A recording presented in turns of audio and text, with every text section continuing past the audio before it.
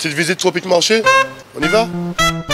Alors on a le rayon jus, avec les sirops, tout ce qui suit. On a des ignames blanc, igname France, igname jaune, avocat, patates douces, des cives, persil, bananes, christophine, riz, haricots, la pâtisserie, le poisson, le lambi, attention. Et les boudins, les acras, on va parler un peu des épices, boudin, sauce chien, grenat aussi, colombo, pâte à colombo, sauce colombo et tous nos fameux piments aussi, des vrais piments. Chez Tropic Marché, on vous attend, on vous accueille, on est ouvert. Tout est là chez Tropic Marché. C'est bien des autres, venez qu'à Tropic Marché. On vous attend. Mayotte, actualité. Édition du jour, nous parlerons du forum du CESEM, intersyndical pour la hausse de l'indexation, le CIRFA, prix des carburants, et nous finirons avec la fête d'Halloween, célébrée au Mermoz comme il se doit. Mais tout d'abord, à la une de ce journal, le CESEM a tenu un forum pour communiquer sur ses réflexions. C'est dans un hémicycle Sabamana bien rempli qu'au conseil départemental, le conseil économique, social et environnemental de Mayotte a organisé un forum. Pour rappel, le CESEM est une assemblée qui a une voix consultative dont le rôle est de conseiller les pouvoirs publics dans les domaines économiques et sociaux. Abdouda Alani, président du CESEM, a expliqué que, je cite, « Se réunir ici tend à améliorer nos capacités collectives, à enrichir les décisions politiques ». Cette réunion était articulée autour des auditions et des réflexions internes, mais ces réflexions ont besoin d'être confrontées au regard de la société civile, des élus et de tout le monde. Fin de citation. Le forum visait à pointer du doigt les dysfonctionnements qui freinent le développement de l'île. Parmi les mesures proposées, il faudrait doter le conseil départemental de moyens à la hauteur de ses compétences, structurer les activités primaires, promouvoir et agir pour le développement endogène, valoriser la culture locale, préserver l'environnement, assurer le suivi et l'évaluation des politiques publiques. Le CESEM a par ailleurs fait savoir qu'il est déjà en train de travailler sur d'autres sujets, notamment l'autonomie alimentaire de notre île. Une intersyndicale demande la hausse de l'indexation des salaires à Mayotte. En effet, l'intersyndicale de la fonction publique avait démarré une grève illimitée pour dénoncer les conditions de travail, l'insécurité, la crise de l'eau, le manque d'attractivité de notre département pour les fonctionnaires, avec un taux d'indexation fixé arbitrairement à 1,40 depuis 2017. Suite à une réunion le 10 octobre dernier avec le recteur, les directeurs de l'ARS, du CHM et le secrétaire général de la préfecture, il était convenu de suspendre le mouvement de grève en attendant que les doléances soient remontées à Paris et que les arbitrages soient faits. L'échéance approche et l'intersyndicale rappelle que la grève illimitée n'était que suspendue. L'intersyndicale est d'autant plus remontée que l'État n'a pas respecté la clause de revoyure prévue suite aux conflits sociaux de 2013 et de 2016. Le secrétaire général de la préfecture aurait promis de fournir une réponse avant fin octobre, mais là encore, à ce jour, aucune réponse n'a été communiquée. L'intersyndicale a demandé une rencontre avec le ministre des Outre-mer actuellement en déplacement sur notre département pour faire avancer cette revendication et sans doute pour lui rappeler les engagements de l'État. Et comme on dit chez nous, Jishtema, s'agissant d'engagement, les jeunes Mahorais sont de plus en plus nombreux à s'engager dans l'armée. Et ils sont nombreux à pousser les portes du CIRFA, centre d'information et de recrutement des forces armées de Mayotte, tous les mardis matins. Mais qu'est-ce qui motive donc ces jeunes à s'engager? L'adjudant-chef Jonathan Neff, chef du CIRFA de Mayotte depuis 2022, explique que, je cite, « Beaucoup veulent partir à l'aventure, découvrir un nouveau monde, un métier qui peut les emmener loin. Ils veulent quitter Mayotte parce que c'est compliqué en ce moment avec la pénurie d'eau, l'insécurité, et ils veulent découvrir un métier qui va les aider à voyager et à s'en sortir. Ce sont les principales motivations lors des entretiens. » Fin de citation. Un jeune déjà engagé et volontaire explique que, je cite, « L'armée de terre m'a toujours attiré depuis mon enfance. C'est une vraie passion. Ce serait un honneur pour moi de pouvoir représenter ce que j'ai toujours admiré depuis mon enfance, à savoir défendre les valeurs de la République. » Fin de citation. Et il faut noter que la procédure d'inscription est évidemment longue, avec en moyenne 2 mois d'enquête, mais pour plus de renseignements, il suffit de se rapprocher du CIRFA Mayotte. Pouvoir d'achat pour la suite de ce journal avec les prix des carburants pour ce mois de novembre. Conformément à la réglementation, la préfecture vient de publier les prix des produits pétroliers à compter du 1er novembre, des prix qui suivent globalement la baisse des cours mondiaux. Le supercarburant baisse ainsi de 13 centimes et passe à 1,82 € le litre, le gazole reste à 1,70 € le litre, le pétrole lampant est fixé à 1,20 le litre. Le mélange détaxé, quant à lui, s'échange contre 1,40€ le litre. Le gazole marine s'échangera contre 1,30€ le litre. Et enfin, la bouteille de gaz de 12 kg reste quant à elle à 25€. Pour rappel, les prix sont calculés en fonction de nombreux paramètres ainsi que des taxes fixées par le conseil départemental. Et pour rappel aussi, pour les moins jeunes, il a bien existé une époque où les carburants étaient tous à moins de 1€ le litre. Mais tout cela semble bien révolu.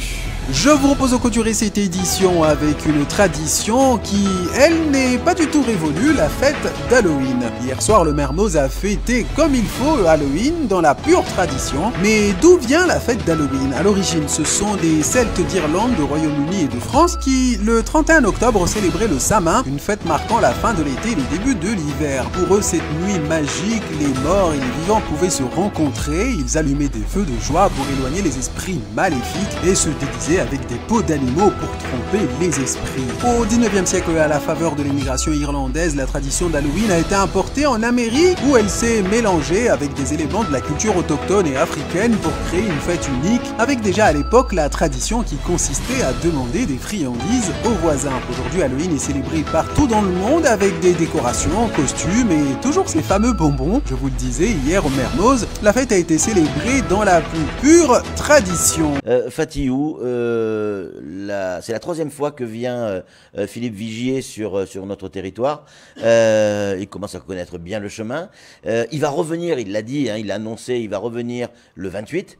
Alors, tous les 15 jours, il vient, grosso modo, au moins une fois par mois. On va rentrer dans le détail après de ce qu'il a dit ou pas dit, mais selon vous, est-ce qu'il est en train de se tisser, de se créer un lien d'amour entre Mayotte et ce gouvernement, ou alors on est vraiment dans la politique? Les deux, Ouais. les deux, mon capitaine. Non, mais non, sérieusement, les deux politiques parce que c'est un homme d'engagement et il représente aussi le gouvernement. Vous l'avez dit, 3 fois en moins de 2 mois et il va venir une 4e fois. Ouais. Il est là, on vit une situation de crise. Il est là aussi pour rassurer les Mahorais. Il est là pour suivre les différents engagements qui ont été pris et les actions qui sont mises en place. Donc politiquement, c'est un message fort en tout cas pour montrer que l'État est aux côtés des Mahorais. Et puis en venant 3 fois, voilà, bien sûr, il a tissé un lien particulier avec les Mahorais. Il le dit souvent, la situation qu'on vit est difficile, mais nous sommes résilients et il est admiratif notamment des Mahorais. Donc il l'a dit voilà, hier en plateau, il le redit. Ouais. Donc oui, il a un lien, un affect particulier avec Mayotte. Fatihou? Vous avez dit qu'il est en train de quelque chose du genre, il est en train de connaître, qu'il connaît le chemin. Malheureusement, j'ai pas l'impression. Parce que venir autant de fois, ça veut dire prendre l'avion, parce qu'il n'y a pas d'autre choix. Et lorsqu'on prend l'avion et qu'on voit les conditions de décollage, les conditions d'atterrissage, le minimum, si on connaît le chemin, c'est de se dire, bon, il va falloir quand même faire quelque chose pour la piste d'aéroport. Malheureusement, on voit que c'est renvoyé encore au calendrier grec. Là, aujourd'hui, oui, mais c'est à boire et de l'eau. Oui, on a appris que le 20 novembre, on va tous avoir des bouteilles. Non, pardon. Non, mais Fatihou, Non, mais- il pense qu'en 3 mois, ça va se régler. Non, mais justement. Non, mais pardon. Non, mais pardon, mais c'est pas du tout le même budget. écoute. Vous le savez que au niveau du budget de l'État, il y a des lignes budgétaires. Voilà, on va pas prendre dans le même comment on dit, dans la même caisse pour réaliser une piste d'aéroport ou répondre à des urgences liées à l'eau ou répondre à d'autres priorités. Et on le sait, c'est le piège qui a toujours été tendu à Mayotte, c'est de vivre constamment sur le fil du rasoir dans les urgences, vivre dans les urgences afin justement d'éviter de faire les aménagements nécessaires, d'éviter de faire les investissements dans les infrastructures nécessaires. Je ne crois pas du tout, mais je viens d'y répondre. Je ne crois pas du tout que ce soit une histoire d'amour ou quoi que ce soit. Moi, j'ai l'impression que j'ai l'impression plutôt que, oui, effectivement, ils ont bien vu que Gérald Darmanin et Marine Le Pen en premier, Gérald Darmanin qui suit derrière, se sont quand même fait une bonne réputation à Mayotte, et que peut-être qu'ils se disent, ouais, ce serait bien quand même d'investir parce que c'est une population attachante. Ça, tout le monde le dit. Ouais. Tout le monde le dit, que c'est Mayotte vous rend pas ce que vous lui donnez, mais multiplié par je ne sais combien. Et ça, c'est connu. Malheureusement, le risque avec ce jeu-là, c'est de lasser très vite la population. Et moi, lorsqu'un ministre vient, il dit « Je suis admiratif du fait que vous en chiez beaucoup et que vous êtes quand même résilient », je trouve ça vraiment petit, quoi. Alors, vous voulez qu'ils disent quoi alors dans ce cas-là? Eh bien, il faut corriger. Non, mais le ministre, déjà, le ministre, quand vous parlez d'aéroport et que vous dites que oui, il faut qu'il, non, mais c'est pas parce qu'il le dit pas qu'il le pense pas. L'urgence, elle est quand même. Excusez-moi du peu, c'est l'eau. Il travaille sur ce sujet-là. C'est pas le moment, en tout cas, de pouvoir communiquer. Et l'aéroport, en tout cas, et la piste longue ne sera pas en 3 mois. Il faut pas, pardon. Quand même. Non, mais il faut pas le, non, mais pardon, il faut pas le penser, il faut le faire. Budget de la France, plus de 2000 milliards d'euros. D'accord? À l'époque où il y a eu un plan. Je n'ai pas dit non, c'est pas parce qu'il l'a pas dit qu'il à l'époque, il y a eu un plan qui a été fait avec avec tous les élus qui ont estimé que tous les besoins de Mayotte pour rattraper l'île, c'est 1,8 milliard. 1,8 milliard, on nous a bassiné avec 1,6 milliard. On aurait dit que voilà, il faut que l'aéroport ça soit fait demain. C'est une question de volonté. Mais la volonté, elle est là. La communication, elle est faite. On en parle à chaque fois, tous les 4 matins, on en parle. Oui, mais justement, il faut pas en parler. Il faut arrêter d'en parler. Il faut qu'on voit les choses se faire. C'est ça le problème. Il y a de la mauvaise foi. D'un entretien, s'il vous plaît. Il y a de la mauvaise volonté alors à ce moment-là. S'il vous plaît. Ok, j'accepte la mauvaise foi. Non, j'accepte la mauvaise foi de ma part, mais il faut accepter la mauvaise volonté de l'État. S'il vous plaît, de l'État. Cassandra, je me suis et sur Quasi, on le paye assez cher. On vous dit tout. On vous dit tout, tous les gens qu'on rencontre, que l'on voit et ce qu'on nous dit. Il n'y a pas très longtemps, je me suis entretenu avec un proche de Darmanin. Mais vraiment très proche, et par téléphone, parce qu'il devait venir à Mayotte, et donc on devait le recevoir sur le plateau, donc j'ai besoin de préparer cette interview. Du coup, il n'est pas venu, bon, voilà, pas à cause du fait qu'on a préparé l'interview, hein, mais bon. Mais j'ai pu questionner un peu donc cette personne sur l'état d'esprit de Darmanin. Et cette personne m'a dit clairement, Patrick, je t'assure que Darmanin a eu un coup de foudre pour Mayotte. Alors, vrai, pas vrai, vous avez le droit d'en débattre. Ce qui est certain, c'est que si la Réunion s'est développée comme elle s'est développée aujourd'hui, c'est qu'à une époque, il y avait un ministre de très haut niveau qui avait mis la Réunion sous son aile. Et Mayotte, si elle veut se développer, et on doit se développer, on va avoir besoin un jour que soit un président de la République, soit un ministre, prenne Mayotte sous son aile et dise « Allez, on y va, j'ai les pleins pouvoirs, puisque je suis ou président, ou Premier ministre, ou ministre de l'Intérieur, et on y va, on met le paquet. » Et je pense qu'on ne peut que se réjouir du fait que, même qu'on soit d'accord ou pas d'accord avec l'action politique, mais on peut se réjouir du fait qu'il y ait un homme d'État de ce niveau-là, je parle de Darmanin, qui est à ce point, j'allais dire, amoureux de Mayotte. Même sur des détails, lors de certains cocktails, on a vu, Darmanin a adoré la nourriture mahoraise. Alors ça va te faire sourire, mais... Non, pas du tout. En fait, les gens... Non, pas du tout. En fait, c'est que je ne souris pas. Je viens de rougir. Mais comme je suis tout noir, ça se voit pas. Non, mais non, mais sérieusement.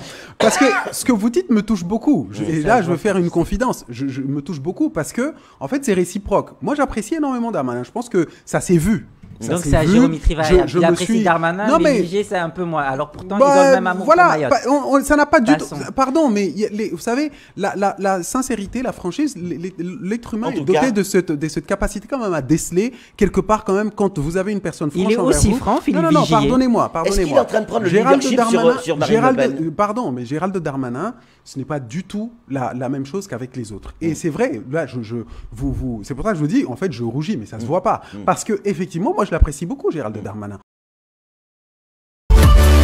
O News Radio sur outremernews.fr.